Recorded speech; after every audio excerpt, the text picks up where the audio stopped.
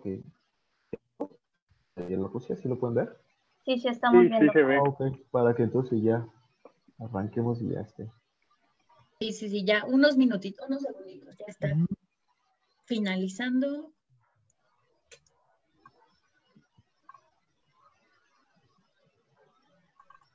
Listo, ya estamos. Mucho éxito. Gracias. Gracias, Edith.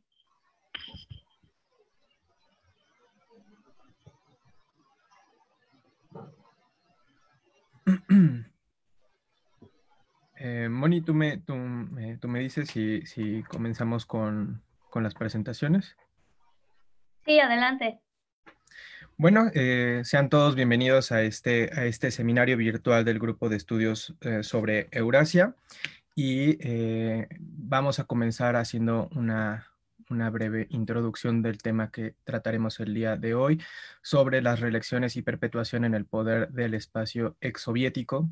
Y esto tiene que ver con los sucesos que han ocurrido a lo largo de los meses pasados en la cuestión de Bielorrusia y en todo este contexto regional sobre el espacio exsoviético, en el que la democracia y las características símiles entre los gobiernos autoritarios de la región dan una característica que cada uno de los entes gobernantes se han perpetuado en el poder. Específicamente estaremos hablando de las repúblicas de Asia Central, en donde hasta hace algunos años conservaban un gobierno o una situación en el que la obtención de la independencia de 1991 causó una ruptura en el orden establecido. Sobre esta situación en Uzbekistán y que murió en 2016 y bueno, la situación que ahora vemos en Kazajistán. Para ello, los países que se abordarán y que estarán presentes cada uno de nuestros panelistas tiene que ver con Bielorrusia, Tayikistán, Rusia y Turkmenistán. Y estos analizarán los elementos del poder que han permitido a sus gobernantes perpetuarse a lo largo de los años. Para esto, nuestro primer participante, bueno, nuestro primer panelista será Eduardo Palacios Cabrera, quien es licenciado en Relaciones Internacionales por la Benemérita Universidad Autónoma de Puebla, graduado con honores y maestro en Estudios Regionales Internacionales con especialidad en Rusia y sus regiones vecinas por la Universidad Rusa de la Amistad de los Pueblos, habiendo obtenido el diploma rojo y premiado como mejor trabajo de investigación de su generación por la tesis titulada La crisis ucraniana y su impacto en la seguridad regional y global. Es especialista también en temas de política exterior de Rusia y estudios regionales, estudios regionales del espacio exsoviético. Ha participado como ponente en foros académicos entre instituciones de educación superior de la Comunidad de Estados Independientes y es miembro del cuerpo de expertos extranjeros invitados del Centro de Estudios de Países Postsoviéticos con sede en Moscú y miembro fundador del Grupo de Estudios sobre Eurasia con sede en la Ciudad de México. Cuenta con publicaciones en temas de relaciones internacionales en revistas especializadas de México y Rusia. Actualmente se desempeña como analista independiente y sus líneas de investigación tienen que ver con las relaciones internacionales y la política exterior de la Federación Rusa, seguridad internacional y conflictos en el espacio postsoviético, la política internacional de Europa del Este, el Cáucaso y Asia Central, así como las relaciones de Rusia con la OTAN, Rusia, Estados Unidos y Rusia, Unión Europea. En este momento cedemos la palabra a nuestro panelista Eduardo Palacios Cabrera. Muy buenos días, muchísimas gracias Guillermo por la introducción. Muy buenos días a todos nuestros eh, invitados, a nuestro estimado auditorio. Vamos a hablar un poco sobre la situación en Bielorrusia y para empezar pues quiero contextualizar un poco acerca de qué es Bielorrusia y dónde está. Pues como pueden ver, ahí tengo dos imágenes. A su izquierda pueden ver Bielorrusia con respecto a Europa y Rusia. Es un país que tiene fronteras con Rusia, con Letonia, Lituania, Polonia y Ucrania. Históricamente es un país que ha estado en la encrucijada entre varios imperios, ¿no? Que tradicionalmente ha estado bajo esferas de influencia de uno u otro imperio, lo que ha mermado su desarrollo y consolidación como Estado-nación. De hecho, actualmente, ¿no? Si ustedes ven ahí, tiene frontera con la Unión Europea, de parte de Letonia, Lituania, Polonia, con Ucrania, un país que se encuentra hasta la fecha en un conflicto de decisión irresoluto, y por otro lado, pues con Rusia, ¿no? Una potencia nuclearmente armada. Tiene una población de 9.4 millones de habitantes, es un país con un territorio mediano, pero una población pequeña, ¿no? Esto debido a que el terreno es muy agreste, solo el 20% de sus tierras aproximadamente son cultivables, pero de estas solo un 0.02% son cultivables todo el año. Por lo tanto, Bielorrusia tiene una agricultura bastante precaria. Su economía se basa principalmente en los servicios, casi un 50%, y en la industria de la transformación, sobre todo en cuestiones de maquinaria y minerales. En cuanto al idioma, un dato muy curioso, los idiomas oficiales son el bielorruso y el ruso, pero el bielorruso es un idioma que se encuentra bastante subyugado, por así decirlo, en el día a día por el uso del idioma ruso. Un 70% de bielorrusos se comunican y utilizan el ruso como su primera lengua, y solamente aproximadamente, según datos de 2009, el 30% de la población maneja el bielorruso, ¿no? Pero se utiliza prácticamente al interior en los hogares, ¿no? En comunicación intrafamiliar. Vamos a hablar ahora un poco de el líder. Cuando platicábamos con el resto de mis colegas sobre qué puntos podíamos tocar, que tenían en común todos estos países, ¿no? Con líderes que se han perpetuado en el poder y donde la democracia pues no es un factor determinante. Lo primero que pensamos, dijimos, no, pues los líderes, ¿no? Y en este caso tenemos a Alexander Lukashenko, o como lo conocen cariñosamente en Bielorrusia, a Babka, o el papá, ¿no? Es considerado el último dictador de Europa. Llegó al poder con las primeras elecciones democráticas a Bielorrusia en 1994, tras la disolución de la Unión Soviética. Ha permanecido 26 años en el poder, y esto ha sido gracias a que desde que llegó al poder, desde los inicios de la vida independiente de Bielorrusia como Estado-nación independiente, pues ha mantenido un férreo control centralizado tanto de la economía como del poder político. Es decir, en Bielorrusia no se dio el desastre económico provocado por las privatizaciones que sí se vivió en Rusia, por ejemplo. Este señor, Alexander Lukashenko, mantuvo bajo estricto control estatal. De hecho, algunos especialistas consideran que es una economía planificada todavía, la economía bielorrusa, todos los sectores importantes de la economía. Además, pues mantiene un férreo control de los medios de comunicación y de propaganda, así como también de el aparato de inteligencia y seguridad, que irónicamente se sigue llamando KGB, como lo fue durante la Unión Soviética, ¿no? El Comité Государственной Безопасности, el Comité de Seguridad Estatal, y mantiene inclusive en su simbología, ¿no? En sus escudos, todavía la reminiscencia de lo que fue la KGB durante la Unión Soviética. Entonces, esta combinación de factores, ¿no? que ha hecho que en su figura, en su persona, se concentre en el poder político, el poder económico, los medios de comunicación y el poder represivo del Estado, le han permitido manipular a su antojo la Constitución, las leyes y por ende las elecciones, lo que pues, nos da como resultado que este señor lleve ya pues 26 años en el poder, y recientemente, por lo que Bielorrusia otra vez volvió a estar en el mapa, es que el 9 de agosto se reeligió por otros 5 años en una elección que le da el 80% de los votos, ¿no? Una mayoría aplastante, pero que un sector importante de la población pues considera como fraudulentas, a la vez que el resto de la comunidad internacional en el hemisferio occidental, ¿no? Llámese Estados Unidos y la Unión Europea. Un dato curioso, él fue el único diputado de la Duma bielorrusa en su momento que votó en contra de la disolución de la Unión Soviética.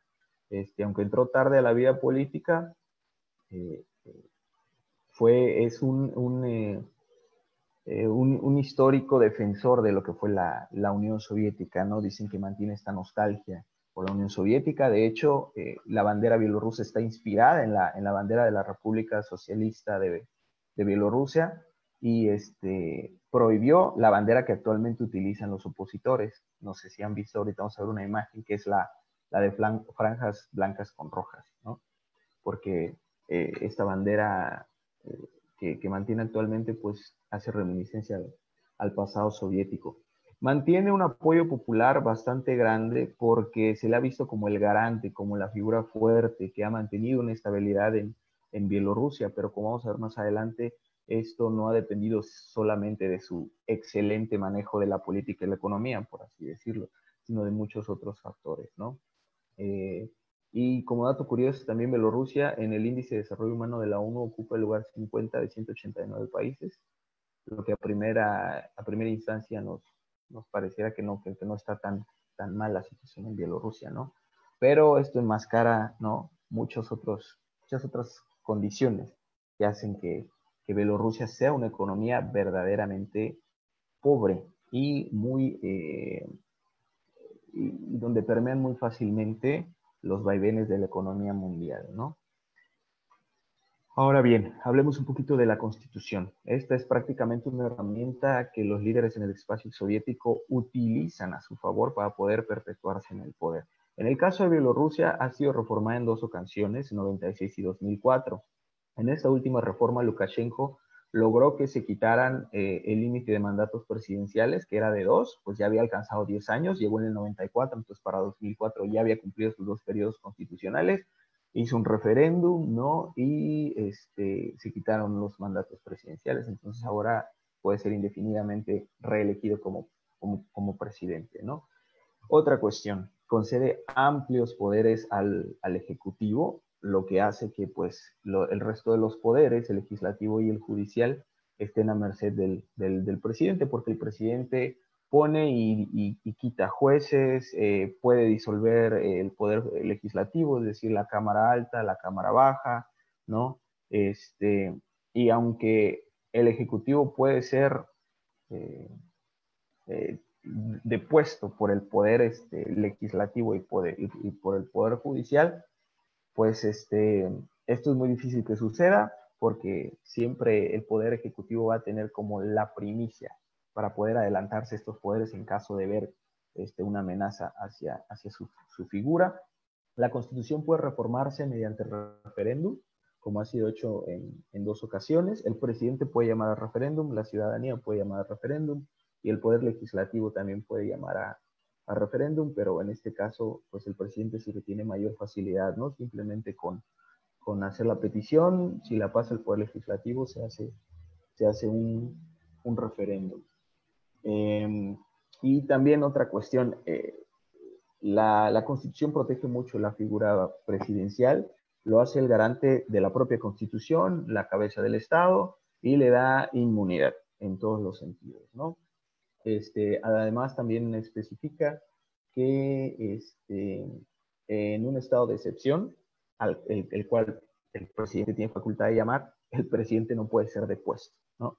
Entonces, por ejemplo, en este caso, si las protestas se salieran de control y el presidente declara el estado de excepción, pues automáticamente se blinda mediante la Constitución porque no puede ser depuesto de forma constitucional. Es por eso que yo les pongo ahí hasta abajo que pues la Constitución está prácticamente al servicio del presidente y hecha a medida para que el presidente pueda disponer como guste de la política en Bielorrusia. Y ahí les dejo una pequeña fotografía, ¿no? De lo que son las protestas actualmente en Bielorrusia. Y esa es la bandera que yo les comentaba que están utilizando. Fue una bandera que se utilizó brevemente tras el fin de la Primera Guerra Mundial, en una exigua vida independiente que tuvo Bielorrusia antes de ser anexada por la Unión Soviética, o bueno, sovietizada, mejor dicho, y que ahora pues es símbolo de la resistencia, ¿no?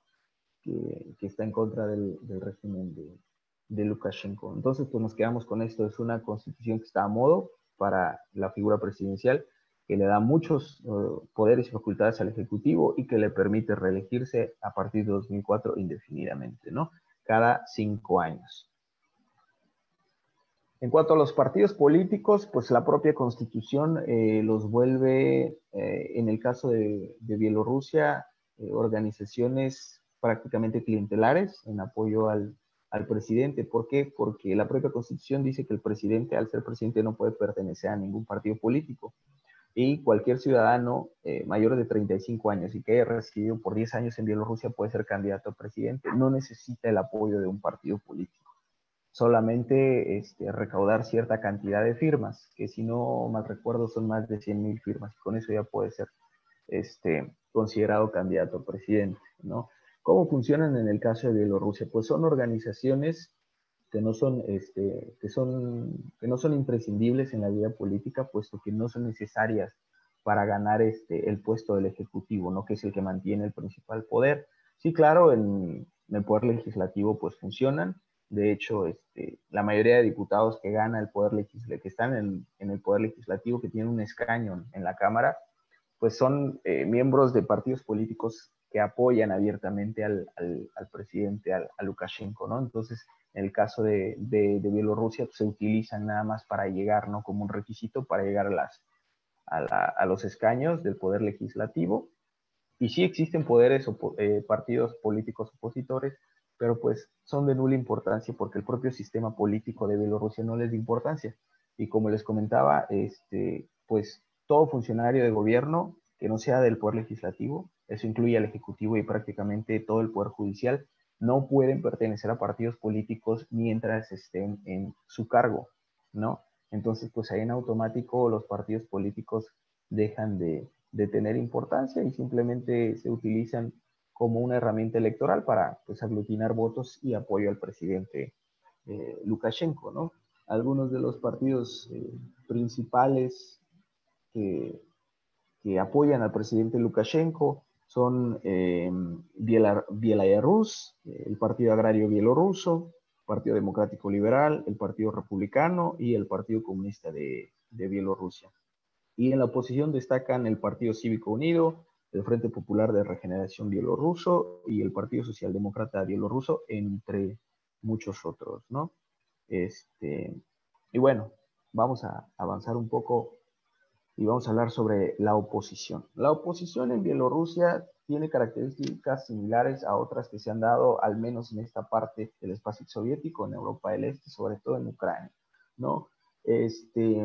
La oposición en Bielorrusia se caracteriza por ser momentánea, ¿no? Dependiente del apoyo externo y que es encabezada por figuras prominentes en lo político, en lo económico y en lo social, privilegiadas económicamente y con un perfil urbano, ¿no? ¿Por qué momentáneas? Porque dependiendo de la reelección, es decir, cada 5 años, pues el líder opositor que esté en ese momento en boga, por así decirlo, es el que compite, ¿no? Para tratar de sacar a Lukashenko del poder, pero en el momento en que ven que no pueden, pues simplemente se desentienden. Como les digo, no son líderes del pueblo per se, no son líderes que vengan de clases menos privilegiadas, no son líderes de perfiles rurales, ¿no? Que aglutinen a grandes masas de la población, simplemente son como que las figuras más sobresalientes, pues en este caso políticos, artistas, expolíticos, ¿no? O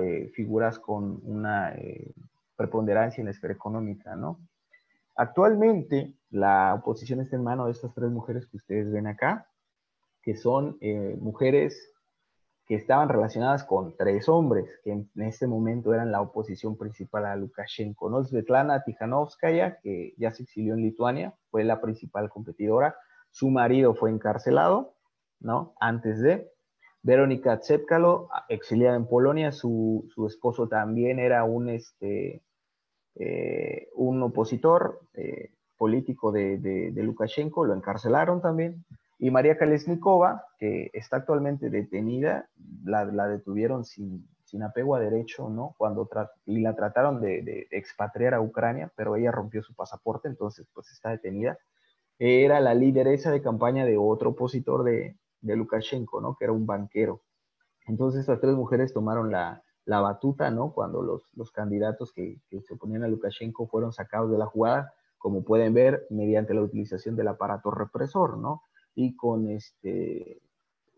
pues tratando de justificar constitucionalmente que están tratando de destruir el régimen mediante el uso de la violencia y métodos no constitucionales, ¿no? Como les digo, se juega ahí el aparato estatal juega con la constitución para invalidar las candidaturas de todos estos personajes. Y bueno, el boom, ¿no? Feminista también que le tienen estas personas por el hecho de ser mujeres les dio mucho empuje, ¿no? pero como les comento, esto es en regiones urbanas, ¿no? Sobre todo en la capital. En Minsk, y actualmente pues la oposición se converge en lo que se conoce como el Consejo de Coordinación, que en palabras coloquiales podríamos llamarlo como todos los que están en contra de Lukashenko, ¿no? De cualquier afiliación, ¿no? Entonces está aglutinando simplemente a todas las personas que ya no quieren que Lukashenko pues siga en el poder. Y ahora vamos a ver también por qué hemos llegado a ese hartazgo ya para ir cerrando nuestra participación. Pues tiene mucho que ver la relación con Rusia. Bielorrusia y Rusia están unidos por una cuestión que se llama el Estado de la Unión, que es como una entidad supranacional, ¿no? Que busca unir nuevamente o lograr el estado de conjunción que tenían Rusia y Bielorrusia durante la Unión Soviética, que se formó del 96 al 99, pero pues es una relación clientelar que funciona por la siguiente lógica. Rusia obtiene apoyo, Bielorrusia obtiene apoyo económico de Rusia y Rusia obtiene apoyo y respaldo político de Bielorrusia. Este país, Bielorrusia, es totalmente económicamente dependiente de Rusia. Rusia le vende los energéticos a precio prácticamente de mercado interno ruso, por lo que le sale muy, muy, muy barato. Y el 96% de la energía eléctrica en Bielorrusia se produce con gas. Entonces, dependen completamente de Rusia. Los vaivenes en la relación precisamente se han dado porque pues Lukashenko, tratando de retener más autonomía, desafía de repente a Rusia y Rusia dice, bueno, te voy a subir los precios, ¿no? Lo que causa pues golpes directos en la economía de Bielorrusia, y ese es el vaivén en el que juegan, ¿no? Pues Lukashenko tratando de tener más apoyo, coqueteando, por así decirlo, con la Unión Europea, con China, con Estados Unidos. En ese momento Rusia como que le sube los precios y otra vez volvemos a estar en línea, ¿no? Y pues la cuestión del idioma, ¿no? Como les comento, ahí hay una fotografía. Los protestantes bielorrusos están protestando en ruso, sus carteles están en ruso. Los mítines de campaña se hacen en ruso, las 3 mujeres de oposición se comunican en ruso. Entonces, pues prácticamente a nivel social, económico y político, lo digo con todo respeto, Bielorrusia muchas veces funciona como un apéndice de la propia Rusia, ¿no? Muchos bielorrusos temen que de manera velada Rusia vaya poco a poco anexionándose a Bielorrusia y lo vuelva un estado más o un sujeto más de la Federación Rusa en cierto momento, ¿no? Y la relación Lukashenko-Putin. Putin no quiere a Lukashenko, no le cae bien, es como una piedra en su zapato, ¿no? Como el hermano menor que se mete en problemas todo el tiempo y lo tiene que sacar de esos problemas. Actualmente lo que está pasando, Lukashenko ya le pide ayuda a Putin, pero pues Putin no está en la disposición de manchar el nombre de Rusia tomando acciones más drásticas contra los protestantes, contra las protestas, perdón, mandando apoyo militar, por ejemplo, ¿no? Entonces, pues actualmente estamos en espera de ver qué sucede. Hasta hace poco las protestas siguen, son cientos de miles de personas que se congregan, sobre todo, como les digo, en las ciudades, ¿no? En medios urbanos, y que pues están pidiendo que se hagan las elecciones nuevamente, ¿no? Porque curiosamente, cuando se hicieron las elecciones el 9 de agosto, pues esta mujer, Svetlana Tikhanovskaya, llevaba un buen margen de victoria. Hubo un apagón, 3 días sin internet en Bielorrusia, y cuando vuelve el internet, pues sorpresivamente Lukashenko ya tenía el 80% de los votos, ¿no? La Unión Europea no reconoce los resultados, Estados Unidos no reconoce los resultados, ya prepararon paquetes de sanciones para altos funcionarios de Bielorrusia. Bielorrusia ya lo hizo de forma análoga también. Lukashenko está tratando de aferrarse al poder, se refiere a estas personas como ratas, inclusive como traidores, como terroristas. Y pues bueno, vamos a esperar a ver qué sucede. Ya viene el invierno, las protestas están bajando, cada vez son menos personas y pues puede que haya por ahí un cambio, ¿no? Porque no es lo mismo protestar a menos 20 grados que hacerlo a temperaturas más amables. Bueno, eso sería todo de mi parte. Quedamos pendientes para los comentarios. Muchas gracias por su atención. Muchas gracias. Agradecemos al maestro Eduardo Palacios por lo que nos ha comentado sobre la situación en Bielorrusia. Y para recordarles que pueden hacernos llegar todas las preguntas que deseen realizar a los panelistas. Las estaremos abriendo una sesión de preguntas y respuestas al final de la presentación. Y toca ahora el turno a la maestra Mónica Ramos Flores, quien nos hablará sobre el asunto de Tayikistán. Ella es licenciada en Relaciones Internacionales por la Universidad de Colima, es maestra en estudios de área por la Universidad de Hankook de estudios extranjeros. Se desempeñó como profesora de la Universidad de Colima, en donde también fue coordinadora del programa eSchool Program para América Latina, coordinado por la Universidad Autónoma de Nuevo León y patrocinado por la Korea Foundation. Actualmente estudia el doctorado en Ciencia Política en la Universidad de Guadalajara y sus temas de investigación son la seguridad regional para América del Norte, cooperación entre Rusia y China y el papel de Rusia en Asia-Pacífico. Cedemos la palabra a la maestra Mónica. Nuevamente los saludo. Gracias por visitarnos y bueno, yo les voy a hablar un poco sobre Tayikistán y la perpetuación del poder de su único gobernante, Emomali Rahmon. Les quería compartir pantalla, pero no se puede. Entonces, bueno, ahorita que nos permitan para mostrarles precisamente la ubicación del país, porque una de las preguntas que estuve recibiendo es, o comentarios de no había escuchado el nombre de ese país o no tengo idea de en dónde está ubicado ese país. Entonces, bueno, quería mostrarles el mapa. Ya. Y aquí lo tienen. Tayikistán, uno de los países más pequeños de la región de Asia Central, colinda con Afganistán, con China, con Kirguistán y Uzbekistán. Y del otro lado tienen a su presidente desde 1992, lleva 28 años en el poder y es Emomali Rahmon. Y tiene la característica, junto con Alexander Lukashenko de Bielorrusia, que desde antes de la independencia estaban involucrados en el aparato administrativo o en el aparato burocrático de la Unión Soviética en su respectivo país. Entonces, bueno, en el contexto, el pasado 11 de octubre se celebraron las elecciones en Tayikistán, en donde el presidente Emomali Rahmon resultó electo por quinta ocasión con un porcentaje de votos obtenidos de entre 90 y 91%. Entonces, bueno, lleva 5 periodos desde 1992 y con la salida de Nursultán Nazarbayev en Kazajstán y la muerte de Islam Karimov en 2016 en Uzbekistán, se convierte en el gobernante con un periodo, o en la persona con un periodo de gobierno más largo en la región de Asia Central.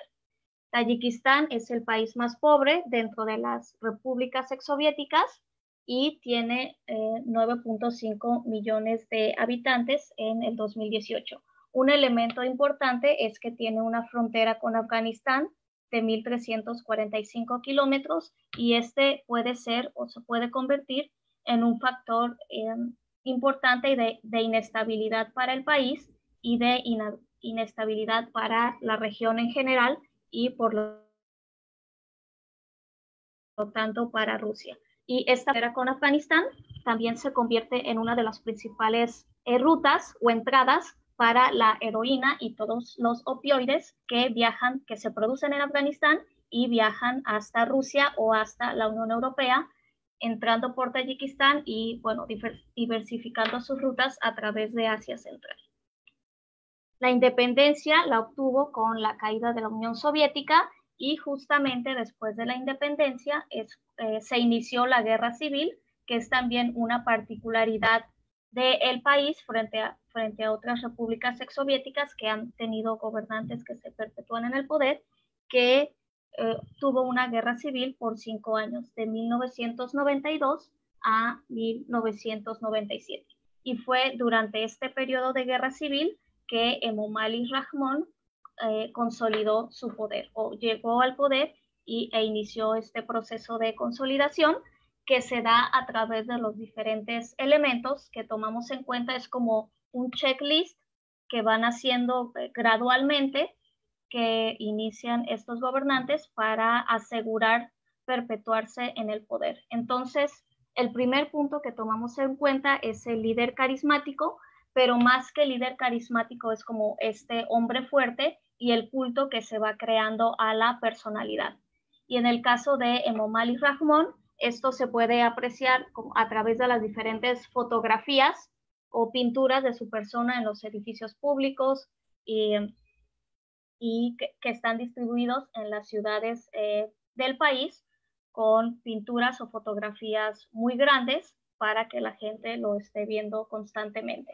Y también se puede apreciar a través o por el título que se le concedió en el 2015, la Asamblea le concedió este título de fundador de la paz y de la unidad nacional, líder de la nación. Esto porque fue el gobernante que puso fin a la guerra civil y llegó a las negociaciones con la oposición para el cese al fuego y para la firma de la paz. Y entonces, además de ser el presidente de la República de Tayikistán, tiene este título más simbólico, más representativo como líder de la nación. Y es importante porque se le permite al líder de la nación, la constitución fue modificada para permitirle al líder de la nación postularse cuantas veces quiera a la presidencia del país. Y además hay un día, el 16 de noviembre, bastante reciente a partir de 2016, que se nombró como el Día del Líder de la Nación, pero está más enfocado a, no porque va a haber muchos líderes de la nación, sino precisamente al Día de Emomali Rahmon. Ahora, en el segundo elemento tenemos las reformas constitucionales. Las más importantes son las que se llevaron en el 2003 y en el 2016. Entonces, bueno, como punto de partida tomamos los acuerdos de paz. El cese al fuego de la guerra civil se firmó desde 1994, pero los acuerdos de paz con mediación a través de las Naciones Unidas y de Rusia se firmaron hasta 1997. Y esto garantizaba un cierto gobierno pluralista porque el origen de la guerra civil fue a partir de las diferentes facciones. Tayikistán es un país con una diversidad étnica y lingüística importante, entonces es difícil lograr una homogeneidad en términos políticos. Y al final de la Guerra Fría, con la caída de la Unión Soviética, había obviamente diferentes proyectos de nación y diferentes grupos que querían liderar el proyecto de nación. Entonces, para lograr los acuerdos de paz, se aseguró o aseguraban que el gobierno en turno iba a garantizar un porcentaje de participación para la oposición. Esto en 1997, pero gradualmente el presidente Rahmon ha ido cortando estos espacios de participación para la oposición. Y bueno, el límite de periodos presidenciales eran 2 periodos presidenciales y a partir del 2003 se modificó la Constitución para quitar ese límite de periodos permitidos para postularse a presidente. Entonces se permiten 2 periodos de 7 años y ese límite se eliminó en 2003. Así, a partir de la reelección de 1999, pasó a la elección del 2006, al 2013 y esta última del 2020, en donde Emomali Rahmon, si no se muere, puede permanecer en el poder hasta el 2027 o hasta el 2034. Y en el 2015, como les había comentado, se le dio el título de fundador de la paz y la unidad nacional. Y esto, por una parte, le permite postularse de por vida a la presidencia y también le otorga inmunidad para ser juzgado por cualquier tipo de delito. Muy similar a el título que se le otorgó a Nazarbayev en Kazajstán, que ya no está en el poder, pero sigue teniendo una gran influencia en el país, en la política del país, y también es inmune para ser juzgado. Y otra reforma importante es la del 2016, que termina de quitar este límite de 2 periodos de 7 años para postularse y también cambia la edad para postularse como presidente de 35 a 30 años. Y esto va enfocado precisamente a la sucesión presidencial para ir preparando al hijo mayor de Emomali Rahmon como el sucesor de Rahmon a la presidencia. Y esto también se ve porque a partir de 2020, este hijo de Rahmon, Rustam Emomali, es el presidente de la Asamblea Nacional. Y el presidente de la Asamblea Nacional es el segundo puesto más importante después del presidente y lo hace el siguiente en la línea de sucesión presidencial en caso de que algo pase, ya sea de una muerte inesperada o de que premeditadamente el presidente Rahmon decida dimitir y ceder el poder a alguien más. En cuanto al partido oficial y la oposición, vemos que el partido gobernante es el Partido Democrático Popular, funciona como un sistema de partido hegemónico, pero en realidad hay siete partidos que tienen representación en la Asamblea Nacional. El Partido Agrario de Tayikistán, el Partido de las Reformas Económicas, el Partido Comunista, el Partido Socialista y el Partido Democrático. Las últimas elecciones se llevaron a cabo en marzo de este año y el Partido Democrático Popular, que es el partido oficial o del presidente, obtuvo 47 de los 63 puestos. Y además, bueno, todos estos partidos que ustedes ven aquí son partidos obviamente alineados al presidente y al partido gobernante. Entonces, al mismo tiempo o gradualmente se han limitado los espacios de la oposición. Y lo que había comentado anteriormente, la oposición o se le garantiza un espacio a la oposición a través de los acuerdos de paz que le aseguraba el 30% de los escaños. Y esta oposición también es muy diversa, desde posturas o grupos nacionalistas, grupos islamistas moderados y también los liberales democráticos. Pero de esta oposición, la más fuerte o la que representa una competencia real es el Partido del Renacimiento Islamista de Tayikistán, que es el que jala a la mayoría de la población, porque las repúblicas de Asia Central, Tayikistán no es la excepción, son en su mayoría o practican el Islam. Entonces, en el 2015 se le cerró o se terminaron como de consolidar, de cerrarle las puertas a la oposición, porque el Partido Islamista del Renacimiento Islamista de Tayikistán fue declarado como una organización terrorista y es el partido que representa como una oposición real. Y también existe el Partido Social Democrático, que es otra oposición importante y sin embargo no tiene asientos en el Parlamento. Entonces está ahí como para permitir esta imagen de democracia, de que hay pluralidad, pero en la práctica o en la realidad no se lleva a cabo. Los líderes de la oposición y sus familias han sido encarcelados o han tenido que huir del país para proteger o para mantenerse seguros. Y después tenemos los grupos de poder o los grupos de interés, la forma en que se consolida el gobierno de Emomali Rahmon en Tayikistán.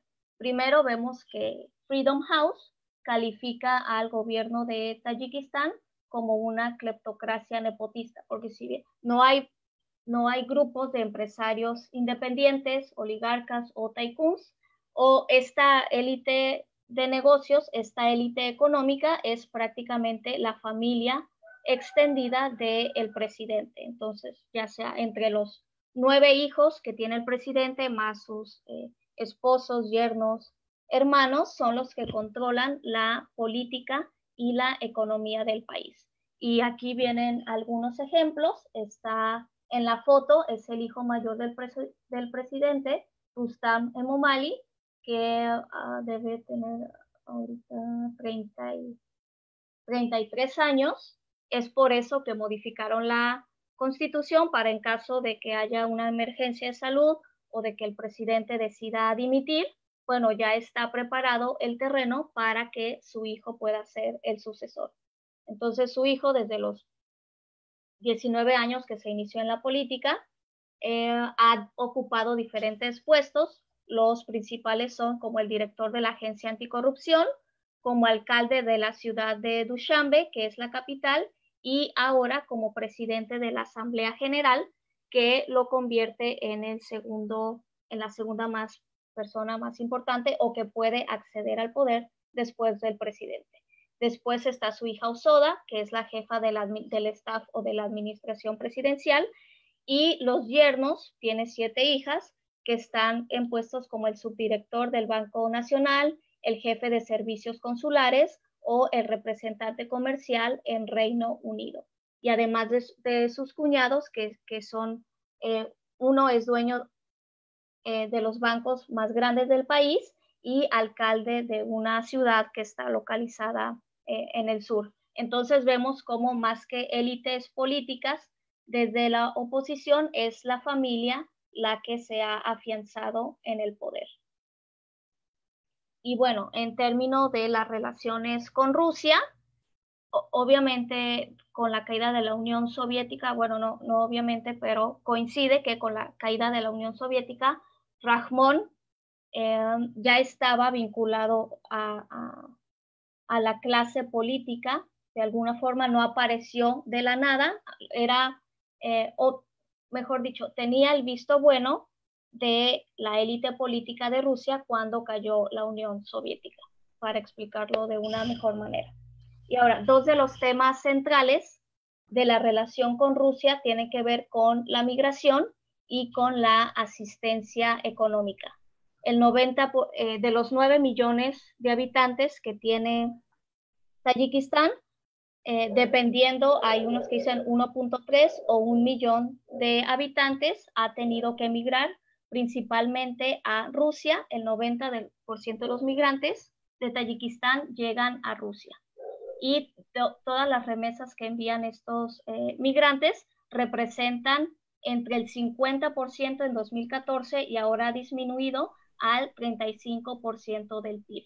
Entonces, aunque no directamente con el gobierno de Rusia, Tayikistán tiene una dependencia económica por esta relación de migración-remesas con Rusia. Y en cuanto a asistencia económica, y también esta migración se convierte en un tema de discordia en algunos momentos por los diferentes obstáculos o nuevas imposiciones, límites que se le imponen a los migrantes de Tayikistán o a la población de Tayikistán para ingresar a Rusia. Entonces es una constante negociación entre ambos presidentes.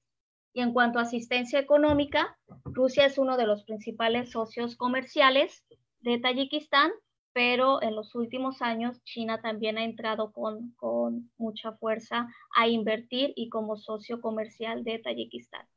Pero los puntos clave están en las bases militares que tiene Rusia en Tayikistán, que está la división motorizada o la estación motorizada 201, que es la base más grande, la base militar más grande fuera de Rusia.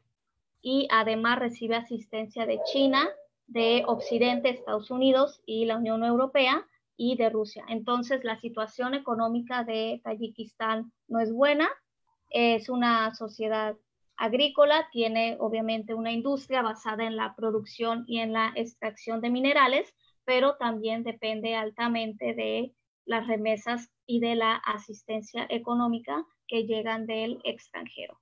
Entonces, aunque Rahmon quiere establecer una política más independiente o establecer límites y fortalecer la autonomía de Tayikistán frente a Rusia, no lo puede hacer completamente porque necesita recursos económicos. Y en ese sentido, la presencia de China es un factor importante para diversificar las relaciones.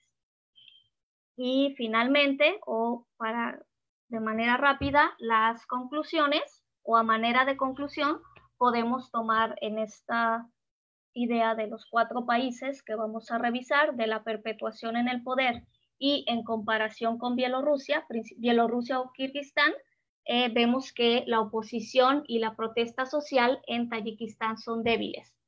Y esto se explica en parte debido a la guerra civil del 92 al 97, a toda la violencia, el hambre que causó y cómo la sociedad trata de mantener la estabilidad y evitar otro evento de naturaleza similar a la guerra civil. Entonces, la guerra civil es como un disuasorio que evita o buscan evitar la violencia a pesar de el descontento que pueda haber frente al gobierno.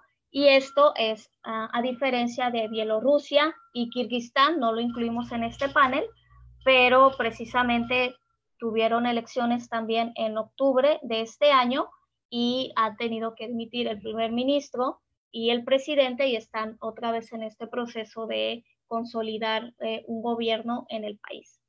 Y lo importante de estas elecciones pasadas de octubre en Tayikistán en octubre pasado es obviamente que no había ninguna duda de que Rahmon iba a ganar la presidencia, pero sino cómo se puede apreciar que el país se está preparando para una transición de poder.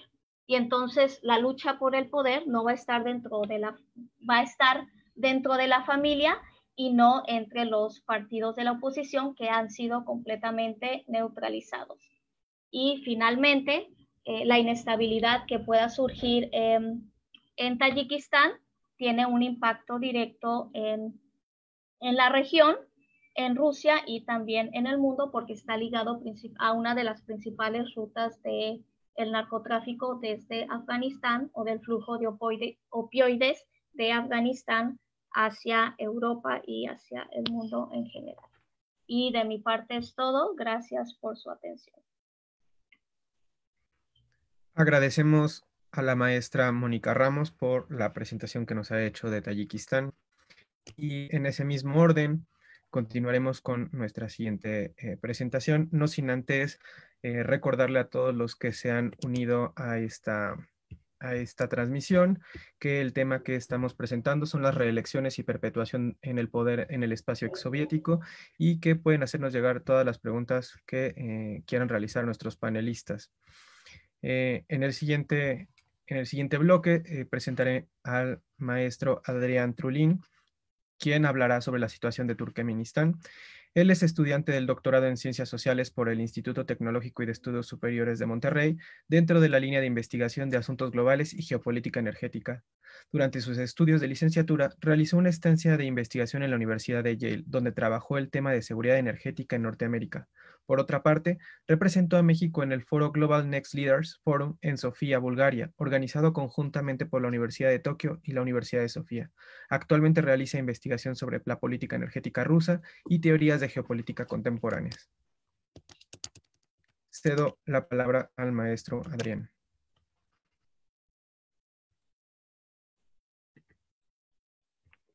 Muchas gracias y buenas tardes a todos. Pues bueno, yo les voy a platicar un poquito sobre la situación en Turkmenistán. Sí se ve mi pantalla, nada más para asegurar, porque ya me perdí aquí.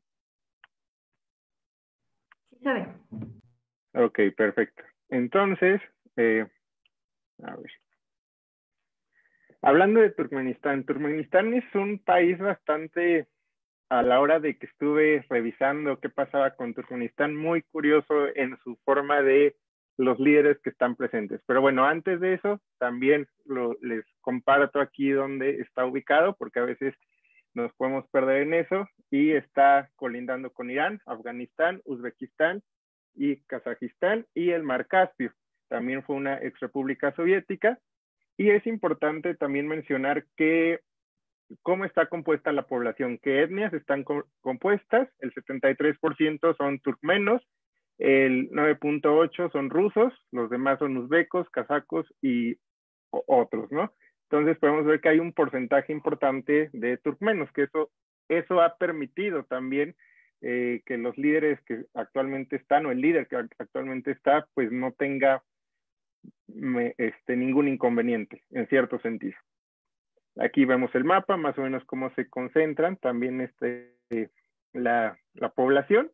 Principalmente podemos ver que son turkmenos y que también practican el Islam, pero bueno, los antecedentes para ir llegando al líder actual. Pues bueno, como todas las demás exrepúblicas soviéticas, el colapso de la Unión Soviética fue el parteaguas para que iniciara su independencia. Y en esta independencia, bueno, va a haber un líder que también ya estaba dentro del Partido Comunista de la Unión Soviética antes. Este líder, que es Aparmurat Niyazov, va a ser el que va a perpetuarse en el poder por un buen rato. Al principio vamos a tener un referéndum donde el 94.1% de la población apoyaba a este señor. ¿Y qué pasa con los partidos políticos en un inicio? Bueno, el único partido que existía cuando pertenecía a la Unión Soviética era el Partido Comunista Turkmeno. Este se va a desvincular completamente de la Unión Soviética cuando se desintegra y automáticamente se convierte en el Partido Democrático de Turkmenistán. Es decir, simplemente cambian de nombre, las mismas personas seguían dentro de ese partido, simplemente se alejan de esta cuestión comunista y se vuelven el Partido Democrático de Turkmenistán. Para 1992 se hacen elecciones, obviamente también se crea una nueva constitución. En esta constitución vamos a ver que se le va a dar muchísimo poder al presidente. Va a ser una república presidencialista. El presidente también, una de las críticas que se le va a hacer por parte de las otras etnias es que se dice en la constitución que es un ciudadano de Turkmenistán entre los turkmenos, es decir, no le da pie a otro tipo de etnias. Entonces desde ahí ya vemos una connotación de que querían regresar como a esta cuestión principalmente nacionalista de Turkmenistán. Y bueno, otra de las características que podemos ver que está escrito en la Constitución de 1992 va a ser que el presidente pues es el garante de la independencia nacional, de la integridad territorial, la observancia de la Constitución y los tratados internacionales. Es decir, le dan muchísimo poder a este presidente. Ya para 1992, Niyazov se vuelve el presidente electo con el 99.5% de los votos, es decir, una mayoría absoluta, y eso pues ya le permite gobernar por un buen rato. Vamos a ver hasta el 2006 que fallece, es cuando él gobierna, pero es importante ver cómo desde el inicio de su independencia de Turkmenistán vamos a ver un líder, un culto a la personalidad del líder y cómo ese líder se va a ir perpetuando. ¿Ok? Entonces, bueno, este señor, ¿qué va a hacer? Porque va a ser como les digo, alguien que le encanta el culto a su persona, bastante egocéntrico el señor. En 1999 se declara por parte del Parlamento que este presidente iba a ser vitalicio, es decir, hasta que se muriera, él iba a gobernar.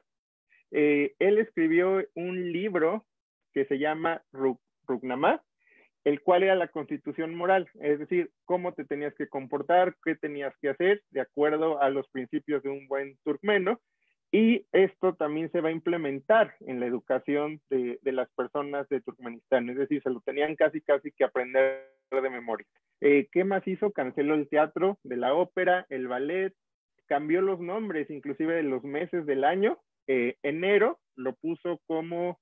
bueno, otra de las cosas importantes que tengo que mencionar es que se le da el nombre a Niyazov, se le conoce también como el Turkmenbashi, que es el líder de la gente turkmena, ¿no? Entonces, ya aquí se ve como esta figura del papá que cuida a la población turkmena y cambia los meses el nombre de los meses del año.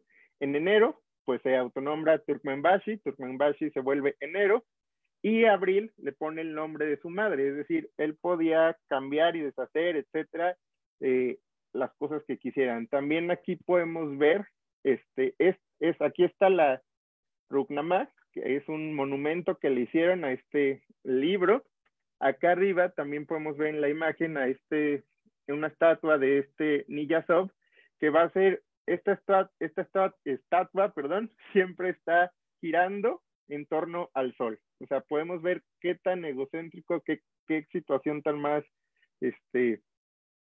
pues hacía este señor para para llamar la atención y también que fuera reconocido dentro de su población. Entonces, ¿qué más? También su cumpleaños se va a declarar como Día Nacional, es decir, todo giraba en torno a su persona. Sin embargo, en 2006, este señor fallece, y bueno, al principio se creía que iba a empezar una revuelta, una revolución probablemente por el vacío de poder que iba a dejar. Sin embargo, llega este señor, Gurbanguly Berdimuhamedow, quien es el presidente actual.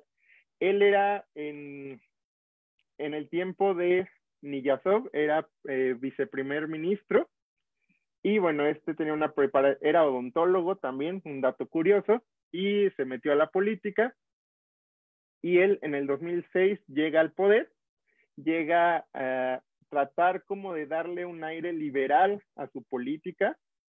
Vamos a ver que son relativamente moderadas, ya permite otra vez el teatro, ya permite otra vez la ópera, ya de hecho permite el acceso al internet por parte de la población, obviamente con ciertas restricciones, y va a tratar de reducir el gran culto a la personalidad de su antecesor. Eso lo va a ir tratando de hacer, va a quitar ciertas estatuas que había del otro antecesor, porque llenó de estatuas la capital, estatuas de oro, entonces las empieza a quitar, y pues bueno, eso va a como a tratar de quitar la presencia del antecesor. Sin embargo, él también vamos a ver que se vuelve también un culto a la persona ahora de él, ¿no? Vamos a ver aquí unas imágenes que se muestra también como el hombre fuerte de Turkmenistán. Un dato curioso es que también la hace de DJ, de repente toca en ceremonias o cosas así, y pues tiene su público que lo apoya. Entonces, les digo, sigue siendo un líder bastante egocéntrico y que le encanta pues demostrar esto, ¿no? Tanto el poder como sus otras habilidades. Entonces, vamos viendo que sigue existiendo el culto a la persona. Y por otra parte, algo importante que se tiene que mencionar es que hasta 2012 no había ningún partido aparte del Partido Democrático. Hasta el 2012 se modifica la ley de partidos políticos y se permite crear ciertos partidos políticos, obviamente con restricciones. Una de ellas también es que no pueden involucrarse cuestiones religiosas, porque sí hay un porcentaje importante o se practica el Islam dentro de este país, entonces como que tratan de desvincular toda esta situación, y se crea el Partido de Industriales Empresarios en 2012 y el Partido Agrario en 2014. Estos dos partidos han sido los que han tenido mayor aprobación, pero es una aprobación mínima y son los que se han consolidado. Sin embargo, estos dos partidos siguen siendo parte de la élite política. ¿Por qué? Porque las personas que forman parte de estos partidos venían ya del Partido Democrático de Turkmenistán. Entonces sigue siendo la misma élite política, simplemente abren, en teoría, se abre al multipartidismo. Entonces, vamos a ver que en 2016 se hace un cambio a la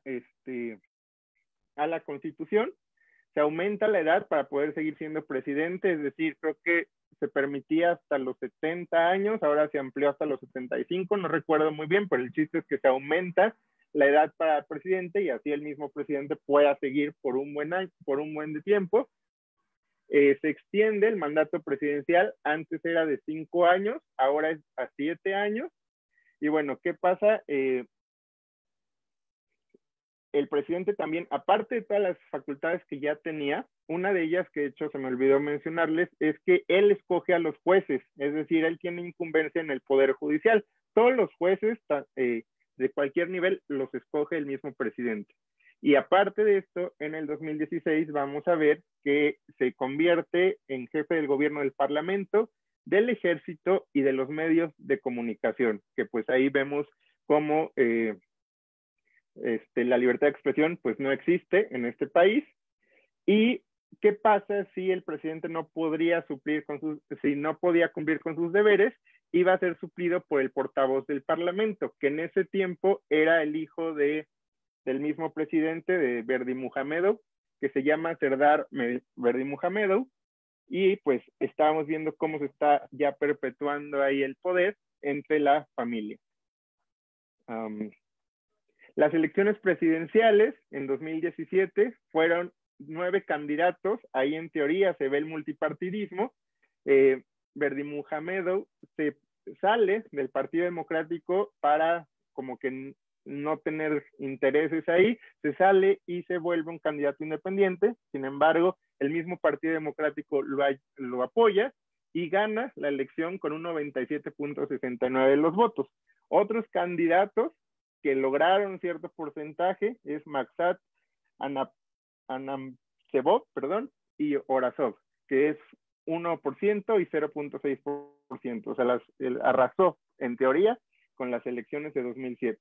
En las elecciones parlamentarias del 2018 podemos ver cómo está compuesto el Parlamento. El Partido Democrático es el verde en fuerte, de independientes, Partido de Industriales y empresarios, y el Partido Agrario el azul. Es decir, vemos que todavía hay una fuerte presencia del Partido Democrático, y pues los independientes también son personas que pertenecen a la misma élite política. La represión contra la oposición sigue, o sea, siempre ha estado ahí presente. Las organizaciones que buscan o están en pro de los derechos humanos solo operan afuera, en el exilio, no se les permite estar dentro del país, son reprimidas. Hay muchos encarcelamientos de disidentes políticos y desapariciones que no se saben, que no se conocen, y pues sabemos que es por parte del Estado mismo de Turkmenistán. Finalmente, la relación con Rusia, ¿cómo es? Pues bueno, Turkmenistán tiene una política de neutralidad, donde en teoría que no se metan con su territorio, esto tampoco se va a meter, muy así como el principio de no intervención. Y lo que sí es importante mencionar es que Turkmenistán busca como salirse de esta idea del espacio postsoviético, en el sentido de que no quiere otra vez estar dominado por Rusia. Lo que hace es prefiere mantener relaciones bilaterales a pertenecer a organizaciones colectivas como la Comunidad de Estados Independientes. Este no es un miembro tal cual, sino se convirtió solamente en miembro asociado, porque busca tener cierta autonomía respecto a estos mecanismos. De hecho, también en cooperación militar no está dentro de estos mecanismos. Y cómo es su relación, pues está marcada principalmente por el comercio con principalmente gas natural. Sabemos que Turkmenistán es de los principales productores y que tienen grandes reservas de gas natural, lo que hace que sea pues un lugar que es importante geopolíticamente. Y finalmente, la problemática de la doble nacionalidad se debe a que desde un inicio, cuando Turkmenistán se vuelve independiente, pues había un porcentaje importante de rusos. Entonces, ¿qué pasa? Se les permite esta doble nacionalidad para que no hubiera problemas. Sin embargo, ya para 2013, si no me equivoco, se les quita este derecho. Entonces ahí es cuando Rusia, pues molesto por la situación, sí reclama esta situación. Y también las fronteras. ¿Por qué las fronteras? Porque pueden ser un problema de seguridad al estar colindando tanto con Irán y Afganistán. Como también lo mencionaban ya mis otros colegas, pues Afganistán es un país productor de drogas, etcétera, y de terrorismo también, que puede generar inestabilidad. Entonces, ese es otro de los puntos importantes que se toca con la relación con Rusia. Sin embargo, hay que ser muy claros, Turkmenistán trata, por la posición y el privilegio de sus recursos energéticos, de desvincularse totalmente del mecanismo que ya se tenía dentro de la Unión Soviética. Y bueno, creo que eso es todo por mi parte, y muchas gracias. Agradecemos al maestro Adrián por lo que nos ha expuesto sobre este país. continuando ya con nuestro último panel, tenemos a la maestra Mónica Pango Partida, quien nos hablará de la situación de Rusia. Ella es licenciada en Estudios Políticos y Gobierno por la Universidad de Guadalajara, titulada con la modalidad de Excelencia Académica, maestra en Ciencia Política con la especialidad en Política Internacional, Seguridad y Geopolítica Seguridad y Geopolítica por parte de la Universidad de Guadalajara. Durante sus estudios de maestría realizó una estancia de investigación en el Instituto Latinoamericano de la Academia de Ciencias de Rusia en Moscú, en donde investigó las relaciones de cooperación entre Rusia y Venezuela durante el gobierno de Hugo Chávez. Actualmente es estudiante del doctorado en Ciencia Política en la Universidad de Guadalajara. Sus líneas de investigación son Gobierno y Políticas de Hugo Chávez, Rusia como potencia regional y actor global durante el gobierno de Vladimir Putin. Le cedo la palabra, maestra. Muchas gracias, Guillermo. Gracias también por la exposición de mis compañeros y a todos los que están escuchándonos. Bueno, pues vamos a terminar ahora con el último panel. Vamos a terminar con el caso de Rusia. Voy a compartir la pantalla. Y ¿sí se alcanza a ver la pantalla? Bueno, vamos a hablar sobre el caso de Rusia. En este sentido, bueno, sabemos que el presidente actual de la Federación Rusa es Vladimir Putin. Sabemos que, bueno, Rusia es el país más grande del mundo, que tiene un territorio inmenso y por eso mismo tiene sus fronteras con diferentes países. Incluso el mismo país, Rusia, tiene esta, digamos, benevolencia de encontrarse entre Asia y Europa. Para hablar un poco sobre la figura de Vladimir Putin, como ya lo hemos expuesto a lo largo de este seminario, actualmente Putin se encuentra en su cuarto mandato presidencial y digamos que en 2024, que es ahora sí que el año en el que termina su presidencia, pues estaría él pues al frente de la Federación la Federación Rusa, tendría 20 años en el poder, ¿no?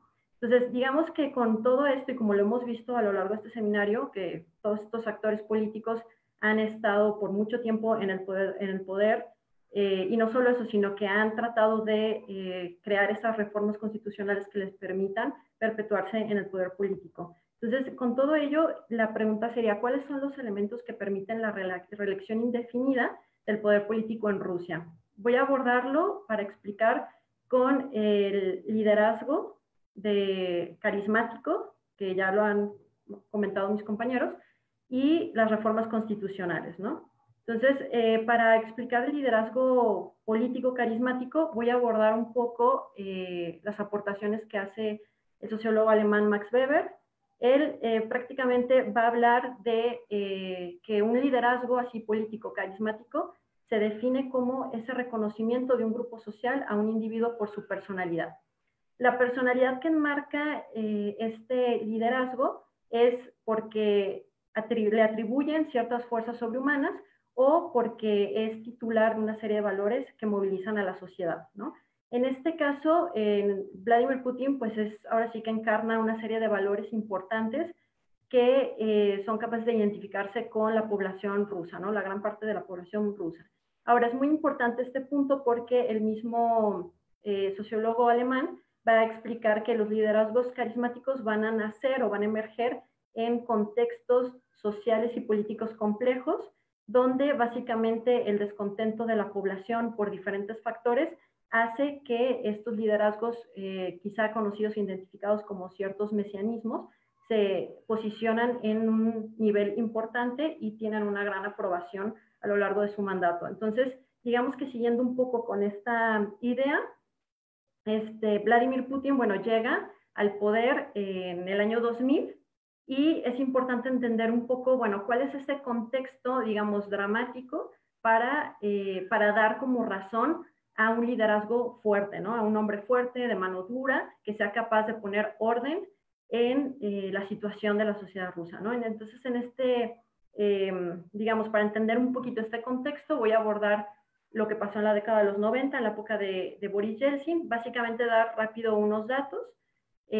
Recordamos que una vez que se desintegra la Unión Soviética en 1991, pues claro, se trata de pasar una transición a una economía de libre mercado y también, políticamente hablando, una democracia liberal, ¿no? Entonces, en ese sentido, en esta transición de la década de los 90, se aplica la terapia de choque en el aspecto económico, que va a tener unos efectos pues, negativos en la economía de la sociedad rusa. Entonces, en ese sentido, solo voy a mencionar algunos datos. En 1992, la inflación creció hasta 2.509%, y en ese mismo año el PIB de Rusia cayó 14.5%. Ya a finales de la década de los 90, en 1997, Rusia ya había privatizado 120.000 empresas que contribuían con el 70% del PIB nacional, ¿no? Estas empresas, estas privatizaciones dieron lugar a la formación de una oligarquía rusa muy poderosa, económicamente pues muy poderosa, que tuvo un gran vínculo con la política en esta década, es decir, con la familia de Boris Yeltsin, ¿no? Y en el aspecto social se vieron pues las consecuencias o los efectos de esta terapia de choque, que básicamente en 1992 la pobreza aumentó el 33%, en 1994 la tasa de natalidad y mortalidad representaba, bueno, la natalidad 9.5 por cada 1.000 habitantes y la mortalidad 15.7 por cada 1.000 habitantes, lo cual en el aspecto demográfico pues sí representó toda una situación pues terrible para la sociedad rusa, ¿no? Sin hablar del tema de los suicidios y todos los elementos que pueden estar dentro de estas cifras.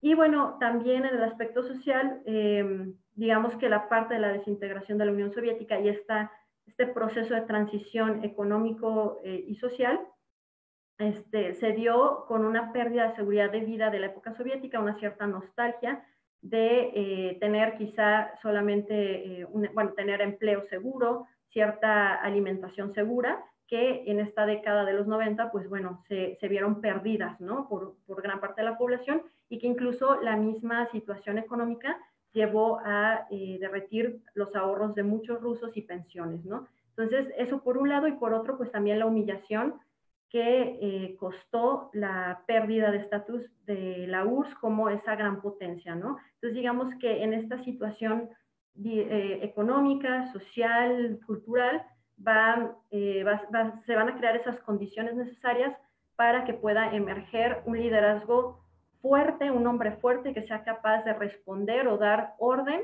a esta situación dramática o caótica que estaban experimentando la sociedad rusa en la década de los 90, ¿no? Y bueno, en ese sentido, llegamos un poco a Vladimir Putin, que también es parte del aparato estatal de la época soviética, como exagente de la KGB. Una vez que llega al poder, recordemos que en 1999 Boris Yeltsin va a dimitir y Vladimir Putin en ese momento era el primer ministro y por tanto él toma los últimos meses del gobierno o del fin de la presidencia del mandato de Yeltsin.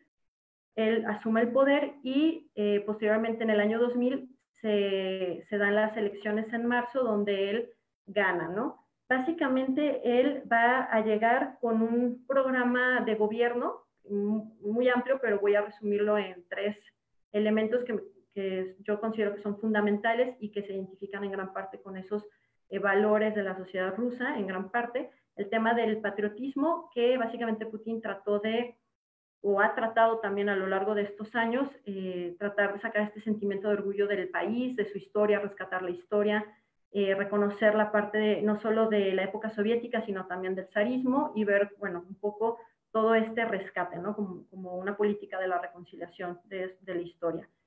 En otro tema, bueno, recuperar también la potencia y la influencia de Rusia como un actor internacional importante que se había perdido en la época soviética y también recuperar el papel de un Estado fuerte, ¿sí?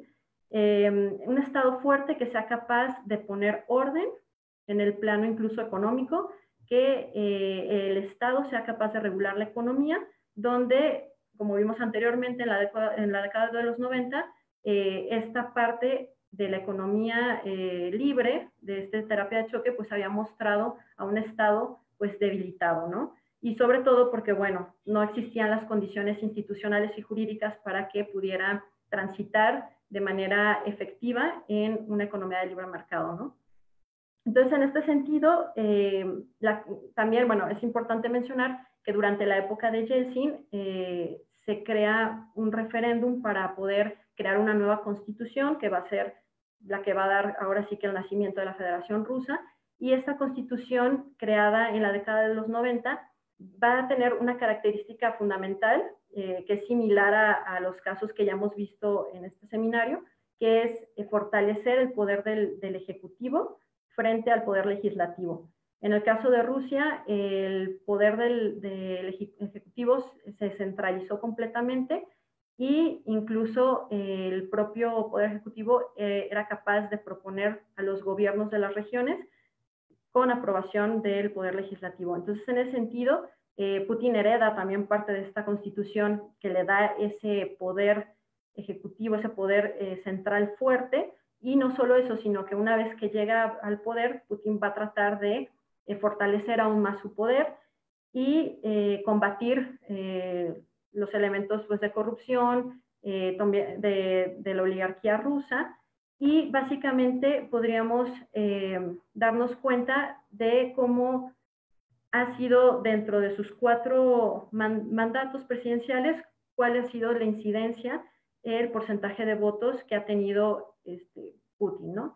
En el primer mandato obtuvo el 53%, en el segundo mandato, que fue su reelección inmediata, obtuvo un 71%, básicamente por encarnar esa idea de ese hombre fuerte, por combatir un poco la oligarquía rusa, que era pues muy deslegitimada para la sociedad rusa, y también porque, bueno, recordamos que a principios del siglo XXI los precios del petróleo aumentaron, y para Rusia, siendo un país con potencial energético importante, pues lo posicionó en una riqueza importante, que eso también llevó a distribuir la riqueza en términos sociales, y eso le dio pues mayor legitimidad para su reelección en 2004, ¿no? Por eso tiene un alto porcentaje de aprobación. Ya para, bueno, recordar que la Constitución rusa en este tiempo, en la década de los 90, pues o sea, lo único que preveía era la reelección inmediata por 4 años, pero no permitía la posibilidad de una nueva reelección, ¿no?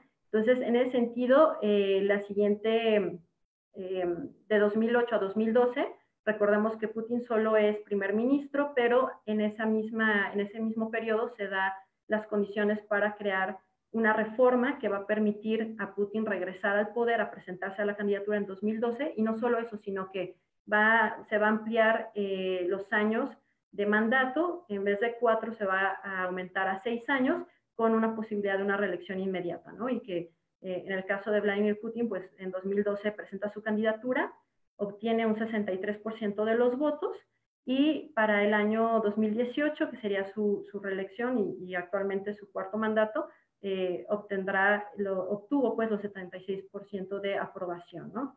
En ese sentido, hablando de las reformas constitucionales, que ya mencioné, por ejemplo, en 2008 se dio este aumento del mandato, pues también comentar que para poder lograr este aumento de años en el mandato como jefe de Estado, se tuvo que pasar a aprobar con 2/3 partes de las asambleas de las 83 regiones que componen la Federación Rusa.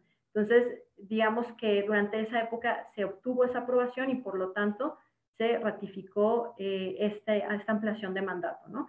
Ya en 2012 es importante mencionar que la perpetuación de poder de Vladimir Putin pues no solo ha sido, digamos, muy aprobada por la población rusa, sino también ha encontrado una parte de la oposición que ha sido muy crítico del gobierno de Putin, y que ha criticado incluso la posibilidad de que siga reeligiéndose, o que se sigan modificando o creando estas reformas constitucionales con la finalidad de que él pueda seguir o continuar perpetuándose en el poder. Entonces, en este sentido, en 2011 se dieron unas manifestaciones importantes en la capital, en Moscú, y esto, bueno, llevó en el año 2012 a crear 2 leyes importantes. Una, la ley de manifestaciones, que básicamente prohibía la manifestación de los ciudadanos solamente de manera regular, ¿no? Entonces, las regulaciones decían que los manifestantes tenían que comentar o avisar de querer hacer una manifestación a los gobiernos locales, quienes ellos tendrían que revisar para probar si se podía hacer o no. Y en el caso de la aprobación, de los mismos manifestantes no tenían que ir con cara cubierta y tenía que ser una manifestación pacífica, es decir, no dañar el derecho de terceros, y que incluso esta misma ley llegaba a regular con multas hasta, por ejemplo, hasta 9.300 euros, en el caso de la conversión de rublos a euros, 9.300 euros a manifestantes que llegaban a presentar ciertos disturbios, ¿no? Y también se dio una ley que se llama la Ley de Internet, que básicamente lo que trata es también aquellas páginas que se creen que son peligrosas o sospechosas para el Kremlin, sobre todo en el tema de manifestaciones o que vaya a dañar un poco la imagen del gobierno, son páginas bloqueadas, ¿no? En este sentido. Entonces, digamos que con estas leyes hubo todo un revuelo porque básicamente se empezó a hablar de cómo se estaba limitando las libertades las libertades de manifestación, de asociación y de expresión. Entonces, ya después de esto, y una de las reformas que, bueno, es la más actual y es la que también, digamos, nos interesa más, es la que se llevó a cabo en el año 2020. Se llevó a cabo un referéndum constitucional que fue del 25 de junio al 1 de julio, y en este referéndum se preguntó a la gente si querían aprobar 206 enmiendas constitucionales de diferentes temas, pero el tema que nos importa más es sobre la posibilidad que le da a Putin, sobre todo, de reelegirse nuevamente, poder presentar una candidatura de 6 años con una reelección inmediata de otros 6 años. Entonces, en ese sentido, este referéndum tuvo una participación, según los diarios oficiales, una participación del 65% y una aprobación de casi el 78% de la población rusa quienes aprobaron este referéndum. Por lo tanto, desde este momento nos encontramos ya con esta puerta abierta, sobre todo Vladimir Putin, para volver a presentar una candidatura para 2024 y estar 6 años,